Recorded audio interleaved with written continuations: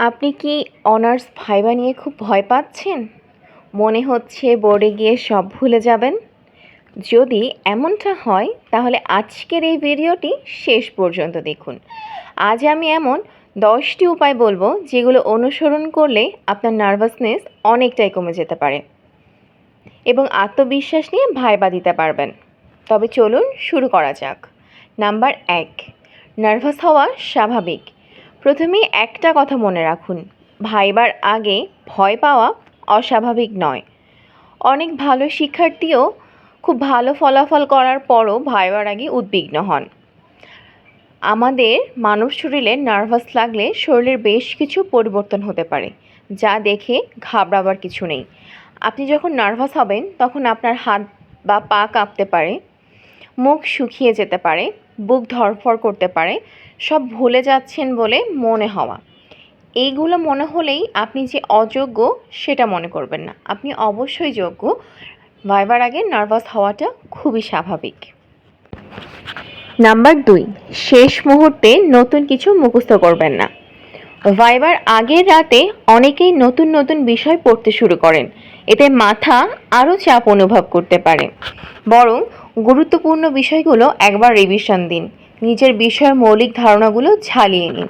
শেষ মুহূর্তে নতুন কিছু যখন মুখস্থ করতে যাবেন তখন আপনার পূর্বের যা আপনি পড়েছেন আপনি সব কিছু ভুলে যাবেন বা আপনার ওগুলো আরও চাপ সৃষ্টি করতে পারে।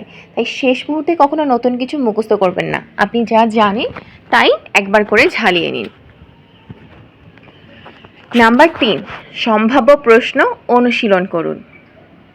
ভাই, বন্ধু, বোন, আপনারা আয়নার সামনে দাঁড়িয়ে উত্তর বলার অভ্যাস করুন।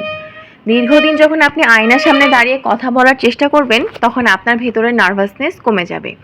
এই ধরুন, কি বিষয় আপনি আয়নার সামনে গিয়ে বলবেন, নিজের পরিচয়, কেন এই বিষয় পড়ছেন, প্রিয় বিষয়, ভবিষ্যৎ পরিকল্পনা, এই বিষয়গুলো আপনি যখন আয়নার সামনে গিয়ে নিজে নিজে বলবেন তখন আপনার আত্মবিশ্বাস আরও বাড়বে। নাম্বার 4, ভালো ঘুম দিন।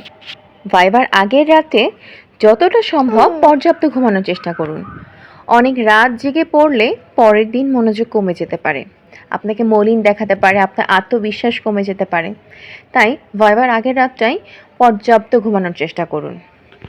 নাম্বার 5, বোর্ডে ঢোকার আগে নিজেকে শান্ত করুন। রুমে ঢোকার আগে ধীরে ধীরে কয়েকবার গভীর শ্বাস নিন, সেটা কিছুক্ষণ আটকে রেখে আবার ছাড়ুন, তাহলে আপনার স্ট্রেস অনেকটা রিলিফ হবে। এবং নিজেকে বলুন, আমি যতটুকু জানি সেটাই আত্মবিশ্বাসের সঙ্গে বলবো, কোনো ভয় পাবো না। তাহলে দেখবেন আপনার আত্মবিশ্বাস অনেক অংশে বৃদ্ধি পেয়েছে। নাম্বার 6, উত্তর না জানলেও ভয় পাবেন না। কোনো প্রশ্নের উত্তর না জানলে আন্দাজে ভুল তথ্য বলার চেয়ে ভদ্রভাবে বলতে পারেন, স্যার অথবা ম্যাডাম, এই মুহূর্তে এই বিষয়টি আমার মনে পড়ছে না, অথবা সরি স্যার বা সরি ম্যাম। সৎ উত্তর অনেক সময় ভালো ধারণা তৈরি করতে পারে। আপনার কোনো প্রশ্নের উত্তর জানা নেই অথচ আপনি ইনিয়ে বিনিয়ে ভুলভাল তথ্য দিয়ে টিচারের সময় নষ্ট করছেন, সেক্ষেত্রে আপনার ওপর তাদের নেগেটিভ মনোভাব তৈরি হতে পারে। তাই আপনার কোনো উত্তর জানা না থাকলে ভয় পাবেন না, নার্ভাস হবেন না, বরং আপনি সৎ উত্তর দিন যে এই মুহূর্তে আমার মনে পড়ছে না বা সরি স্যার। আচ্ছা, এবার আসি নাম্বার 7, আত্মবিশ্বাসী বডি ল্যাঙ্গুয়েজ। আত্মবিশ্বাসী বডি ল্যাঙ্গুয়েজ আপনার ভাইবার দিনে খুবই গুরুত্বপূর্ণ একটা জিনিস।